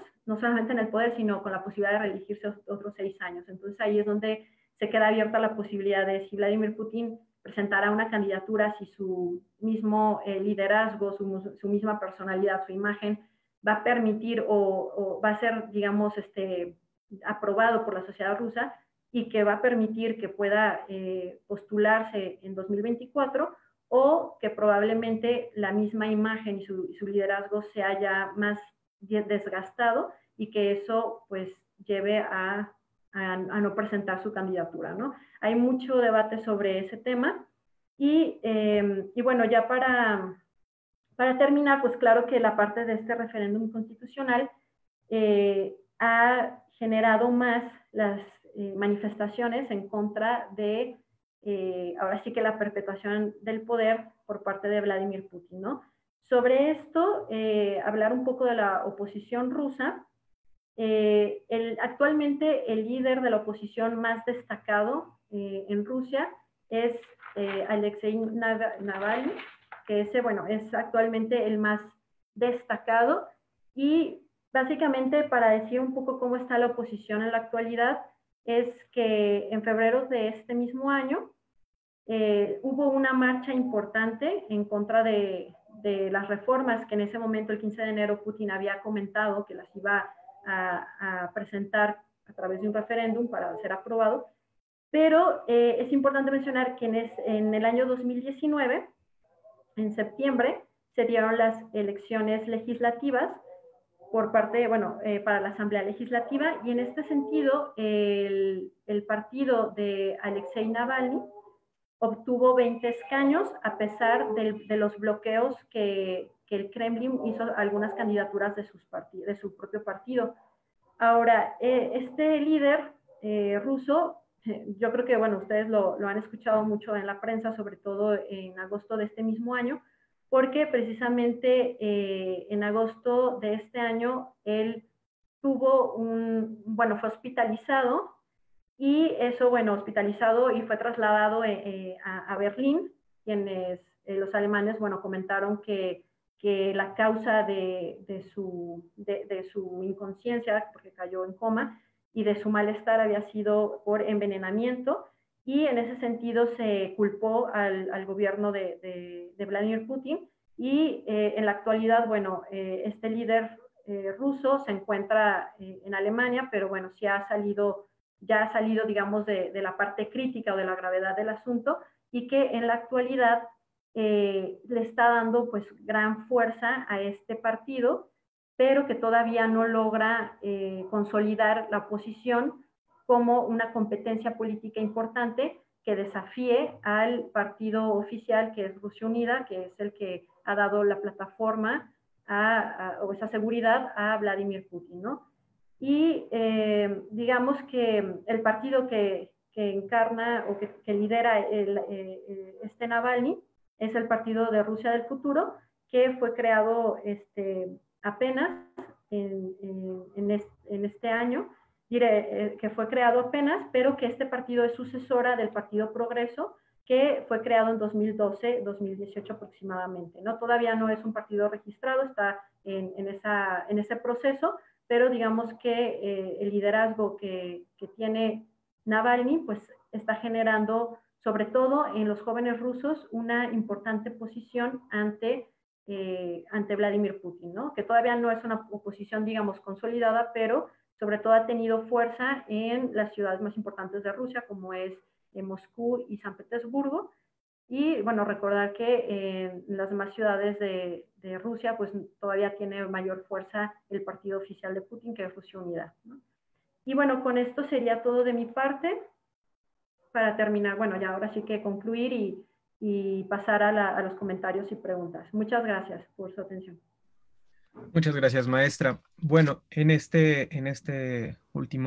último tramo para el cierre de nuestro seminario de hoy, habría espacio para recuperar algunas de las aportaciones que nos han dado nuestros panelistas, empezando por el maestro Eduardo Palacios, quien nos habló de la situación en Bielorrusia, que bien ha sido complicada por la oposición, y específicamente por la oposición de las mujeres que han dado un vuelco a la política en este pequeño país dentro de la esfera de influencia de Rusia.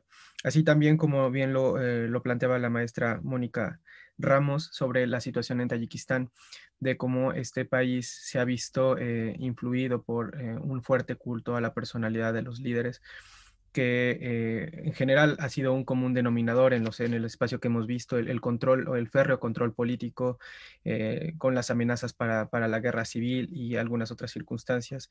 En la misma situación quedaría lo que nos ha comentado el maestro Adrián Trulín sobre Turkmenistán en cuanto a esta particularidad de esta ex república soviética sobre la comunidad musulmana y el cambio que ha habido con varias situaciones de la nacionalidad con Rusia, en la que también el extremo oculto o el extremo culto egocéntrico de los líderes ha marcado definitivamente el rumbo de este país, e incluso le ha dado una forma muy alegórica con las imágenes que nos mostraba de las estatuas por toda la ciudad. Y bueno, con la última parte, con lo que nos platicaba la maestra Mónica Apango sobre la situación de Rusia y el tiempo que Vladimir Putin ha estado en el poder, y que parece que no se cierran sus opciones políticas, a pesar de las duras críticas que ha recibido y la terrible situación de la oposición con este caso de envenenamiento, que bueno, ha sido muy sonado. En general podemos ver, como ya lo mencionaba, una serie de elementos que parece repetirse en este espacio postsoviético, empezando por la influencia que ejerce la Federación Rusa en diferentes áreas, incluso contra la oposición de algunos de estos estados, que tratan de salir al paso y tratar de evitar esta influencia que, bueno, es innegable, en la que la amenaza constante por el estallido de conflictos, incluso de llegar a la guerra civil, ha sido parte del control político que se ha establecido como una norma. Y en esta misma línea, el férreo control, incluso jurídico, que han dado estas repúblicas, ha sido importante, ya que las modificaciones legislativas y específicamente judiciales que han hecho les ha permitido dar paso a un control. Y esto se ha extendido a las familias o a la familia directa, que también es una línea muy, muy importante que ha resaltado en este seminario, que incluso estos cambios jurídicos han permitido perpetuar el poder en líneas familiares. Y bueno, eso no parece tener fin, que en el caso de Rusia, en el caso de Vladimir Putin, pues se ha visto en las modificaciones constitucionales que le permitirían perpetuarse en el poder. Estos han sido algunos de los aportes que nos han dado nuestros ponentes, nuestros panelistas el día de hoy. Y bueno, abriríamos a una serie de preguntas. No sé si nos hayan llegado algunas más. Ya tengo aquí algunas que me han hecho llegar y creo que serían todas. Bueno, de las preguntas que tenemos aquí sería, yo creo que voy a leerlas y vemos cómo se pueden ir integrando conforme las puedan ir aportando cada uno de nuestros ponentes. Sobre la Unión Económica Euroasiática, la influencia de la Unión Económica Euroasiática para poder tener un cambio, es que la pregunta está muy, muy, muy redactada. ¿Puede la influencia de la Unión Económica Euroasiática transformar los liderazgos o las personas en el poder? La segunda, si la llegada del nuevo presidente en Estados Unidos tendrá una influencia en la situación de estos líderes, específicamente creo que se refiere a Bielorrusia, si habrá un cambio político en Bielorrusia. Y la última quedaría sobre la situación, las presiones de la Unión Europea también para Bielorrusia, para una apertura democrática, y si Vladimir Putin acudirá nuevamente en apoyo a su homólogo político en Bielorrusia también.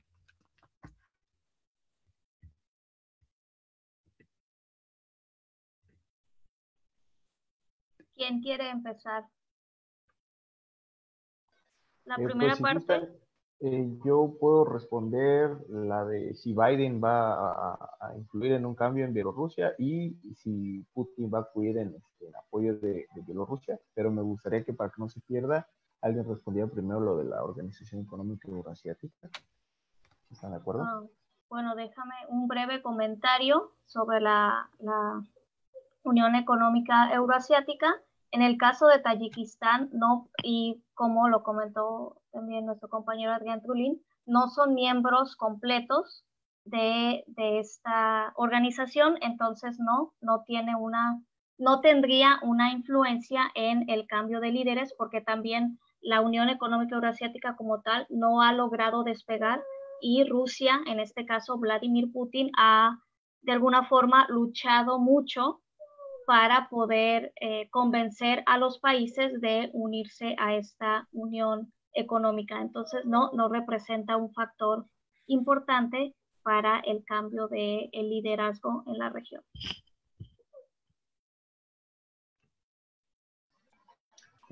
Bueno, si están de acuerdo, me gustaría comentar acerca de si la llegada de Biden a Estados Unidos va a influir sobre la cuestión de la transición democrática en Bielorrusia.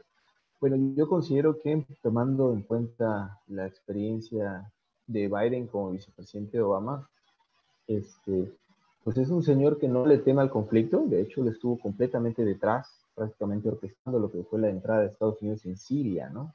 Que fue un gran encontronazo a nivel internacional que tuvo Estados Unidos con Rusia, ¿no? Y esto, pues, ¿qué me dice a mí en mi personal punto de vista? que creo que Biden no tendría tanto respeto en la esfera de influencia rusa como sí lo tuvo irónicamente Trump. La verdad es que Trump en sus 4 años de gobierno, en ese sentido, dejó ser a Rusia, ya no se insistió mucho más en lo de Ucrania, por ejemplo, pero pues bueno, creo que también todo va a depender de qué tanto se desarrollen las protestas, ¿no? Y aquí se relaciona con la segunda pregunta, si Putin está dispuesto a ayudar. Lukashenko ya se reunió con Putin en Sochi, en septiembre se reunieron, ¿no? Y abiertamente Lukashenko le dijo, tengo problemas. Estas son las protestas más importantes de toda la historia de Bielorrusia como país independiente. Estamos hablando de cientos de miles de personas que se juntan en las calles. Y Lukashenko verdaderamente que está teniendo una revolución de colores, ¿no? Como se conocen a estos movimientos de cambio de régimen en el espacio exsoviético. Entonces, creo que depende mucho cómo se desarrollen los acontecimientos y de si este descontento sobrevive pues a este año, ¿no? Recordemos que está la pandemia, esto ha sido algo que ha afectado mucho al régimen de Lukashenko por una pésima gestión, pero pues que también afecta a la propia oposición, pues porque limita hasta cierto punto sus reuniones. De hecho, puede ser utilizada como una excusa por parte del régimen para decidir, vamos a restringir la libertad de asociación, vamos a ser más estrictos en los meetings, etcétera, etcétera, ¿no? Entonces yo creo que tenemos que esperar, ahora sí que a ver cómo pasamos el invierno, ¿no? Como en Juego de Tronos, el invierno ya está aquí, entonces vamos a ver si se mantiene este descontento hasta el otro año y pues posteriormente ya con Biden en la oficina, porque hasta el momento, hasta donde he podido investigar y lo manejan así las fuentes, no hay una orquestación externa factible o visible como sí lo hubo en su momento en Ucrania, ¿no? No hay tanto apoyo. Los bielorrusos no están ahorita luchando por ser proeuropeos o ser prorrusos, simplemente quieren sacar a Lukashenko porque pues su calidad de vida se ha visto mermada porque la propia economía rusa pues ha sido mermada también. Entonces, quizás el próximo año esto sigue, Biden pueda decir, ¿sabes qué? Es una manera de incomodar a Rusia, vamos a apoyarlos, y entonces esto puede verdaderamente escalarse, y entonces sí, ahí ya Putin, él ya dijo que está dispuesto a apoyar en todo a Lukashenko, ¿no?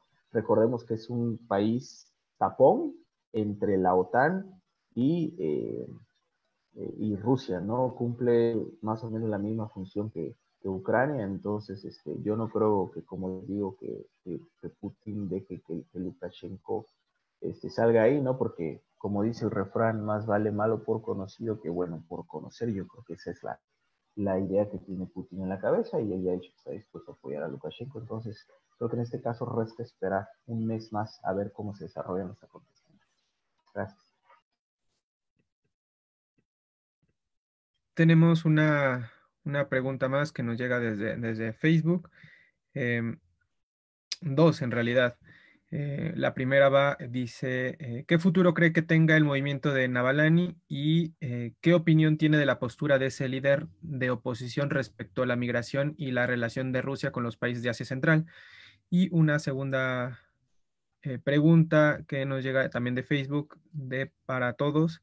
¿Qué papel desempeña China y la iniciativa Franja y Ruta para mantenimiento de los poderes políticos en los países del espacio soviético? Y una última, que sería ya para cerrar estas tres preguntas por el tiempo.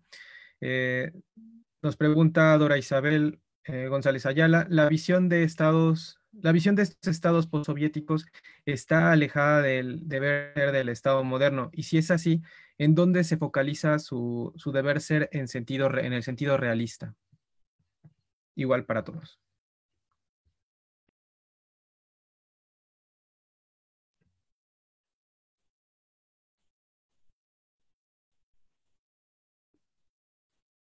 Bueno, yo podría contestar lo de China. La cuestión con China, pues es también bastante interesante con Turkmenistán. ¿Por qué? Por el gas natural. Por lo mismo, Turkmenistán ha estado jugando entre Rusia con China. Ahorita China ha tenido una presencia sumamente importante en Asia Central por los recursos energéticos principalmente. Entonces sí, es un actor clave ahorita. De hecho, es un actor que se le ve un futuro dentro de esa región y se ha negociado, los mismos líderes han negociado con China para verse beneficiados en cuestiones económicas principalmente y así aumentar su ingreso dentro de cada uno de estos países. Bien, con la cuestión de los estados postsoviéticos, sobre la visión realista, yo creo que nos podría dar un poco más de luz la maestra Mónica Pango con la cuestión de Rusia. Sí, voy a responder también aprovechando lo que comentaban de mi opinión sobre el movimiento de Navalny en el caso de Rusia. Bueno, yo pienso que en la actualidad es un movimiento y el liderazgo de Navalny sí se está fortaleciendo, pero creo que todavía falta mucho para que se consolide como una verdadera competencia política frente al gobierno de Putin. Porque, bueno, como lo mencioné anteriormente, el mismo gobierno ha tratado de implementar ciertos límites a la oposición y eso pues obviamente merma en gran parte la consolidación de un movimiento, ¿no? Ahora, también recordar un poco que, bueno, Navalny sí tiene un gran apoyo por parte de países occidentales y eso, bueno, también le da cierta fuerza dentro de, sobre todo, bueno, la fuerza que tiene en gran parte es de las nuevas generaciones, de los jóvenes rusos, quienes ven en él una posibilidad de cambio y de crear como esas libertades, de encarnar esas libertades que aún hacen falta y que se ven mermadas en las políticas de Putin, sobre todo a partir de 2012, ¿no? Principalmente. Entonces, esa sería mi opinión. Y la otra, ¿cuál era la pregunta? ¿Me lo puedes repetir, Guillermo, por favor? Bueno, se refería a la cuestión del ¿qué papel desempeñaría China y la iniciativa Franja y Ruta para mantenimiento de los poderes políticos en los países del espacio exsoviético? Bueno, yo pienso que Rusia está jugando un papel importante como parte o aliado importante de China, sobre todo en el tema de la ruta, bueno, la iniciativa Franja y Ruta de la Seda. Creo que es como geopolíticamente hablando una oportunidad para fortalecer la economía y bueno, la comunicación económica en diferentes países de esta zona, recuperar sobre todo las fortalezas que tienen los países dentro de lo que se considera como el espacio exsoviético y creo que es una forma de crear como ese pacto o alianza con la parte asiática versus la parte occidental, ¿no? Que no hay como ese apoyo dentro de estos países. Igual, y no sé si mis compañeros quieran comentar algo más sobre esta pregunta o, sí, pues esta que esté más un poquito más. Sí, maestro Eduardo. Gracias. Brevemente para enriquecer lo que ya comentaron mis colegas. Primero, sobre qué papel desempeñaría China y la iniciativa Franja Ruta. En el caso de Bielorrusia hay un proyecto importantísimo que se llama el Great Stone Industrial Park. El presidente chino Xi Jinping alguna vez lo llamó la perla del Belt and Road o de la nueva ruta de la seda. Es un complejo de 112 kilómetros cuadrados en las afueras de Minsk con capacidad para 200,000 trabajadores. Y no solo es el mayor proyecto de inversión extranjera de la propia Bielorrusia, sino que es también el proyecto económico extranjero más grande de China, ¿no? Entonces, para que nos demos una idea de la importancia que tiene, a China le cae pésimo, terrible las noticias de lo que está pasando en Bielorrusia. De hecho, fueron los primeros, junto con Rusia, en salir a reconocer el resultado de las votaciones, ¿no? Así que yo creo que sí juega un papel muy importante China, porque lo que busca China es estabilidad en sus proyectos, creo que cualquier inversionista en sus proyectos económicos extranjeros, ¿no? Entonces, todo este tipo de protestas y cambios violentos del régimen en el espacio soviético a China no le conviene. Y precisamente, brevemente, aquí se interlaza la otra pregunta, ¿no? ¿Dónde focalizan su deber ser en sentidos realistas estos estados postsoviéticos? Pues yo creo que si tomamos en cuenta la imagen que reflejan todos estos líderes fuertes en estos países, Lukashenko, Putin, Berdimuhamerov y Rahmon, pues son la de esos garantes de la estabilidad, de la paz y precisamente de la ausencia de conflicto, ¿no? Muchas de estas sociedades han vivido históricamente el azote de la guerra y de los conflictos violentos, entonces lo que menos quieren es eso, ¿no? Entonces yo creo que en sentidos realistas, pues ese es el deber ser, ¿no? De estos estados, simplemente la supervivencia con estabilidad y paz, más allá de desarrollos, desarrollo democrático o aumento de libertades civiles, lo que las personas quieren es tranquilidad y paz, ya no quieren más vida convulsa, ¿no? Y bueno, esa sería mi aportación. Gracias. Sí, incluso solo un comentario, y creo que aquí pensar en el espacio postsoviético y hablar de la visión lejana al Estado moderno, también hay que verla por niveles. No es lo mismo de hablar de Rusia como este newcomer a los gobernantes eternos, o de hablar de Tayikistán, porque Tayikistán, debido a la constitución económica o a su modelo económico, al desarrollo económico, y ahora la importancia que tiene la familia del presidente Rahmon, lo están calificando ya como un estado que va hacia la feudalización por las prácticas que van llevando. Se podría hablar en dado caso de Turkmenistán en ese aspecto y de otros países, los otros países de Asia Central, pero no se le puede aplicar a Rusia, incluso a Bielorrusia. Entonces también dentro del espacio postsoviético sí hay que tomar esas diferencias, pero sí son estados que van hacia la feudalización, un paso antes de lo que conocemos como el Estado moderno, y que en ese mismo estado uno de sus principales objetivos es garantizar la supervivencia del Estado e incluso la supervivencia del régimen, sobre todo. Excelente, maestra. Bueno, con esta serie de preguntas y un poco ya del tiempo, cerramos, no sin antes agradecer a cada uno de los panelistas que han aportado un poco de su tiempo el día de hoy. Y agradecer también a todos los que nos han seguido en la transmisión en Facebook, nos han hecho sus preguntas, y recordarles que pueden seguir este y muchos más eventos en la página del Grupo de Estudios sobre Eurasia, en Euroasiáticos lo pueden encontrar. Y bueno, creo que sería todo por nuestra parte. Muchas gracias. Gracias a todos, nos vemos. Gracias a todos.